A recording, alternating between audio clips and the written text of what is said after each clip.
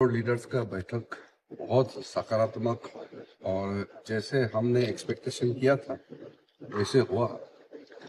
शुरुआत में सरकार की ओर से रक्षा मंत्री जी ने बताया कि जो घटना पहलगाम में जो हुआ है उसके बाद भारत सरकार ने सीसीएस बैठक में क्या कदम उठाया, क्या फैसला लिया, उसका भी जानकारी दिया।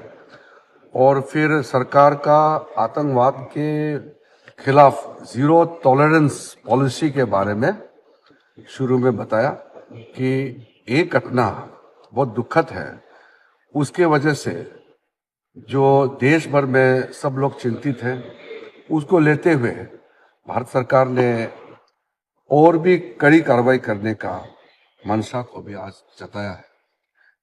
फिर पिछले कई सालों से कश्मीर के अंदर में शांति से लोग अपना व्यापार कर रहे थे, टूरिस्ट आ रहे थे, गतिविधियां चल रही थी और सब कुछ बहुत अच्छा हो रहा था।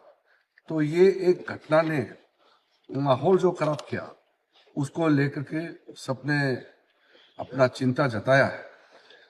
सब पॉलिटिकल पार्टी ने अपने अपने विचार को रखा और एक चीज सामने में आया कि देश को एकजुट और एक आवाज में खड़ा रह करके बोलना चाहिए और आतंकवाद के खिलाफ में एकजुट हो करके भारत को लड़ाई लड़ना चाहिए, ये सबने माना है।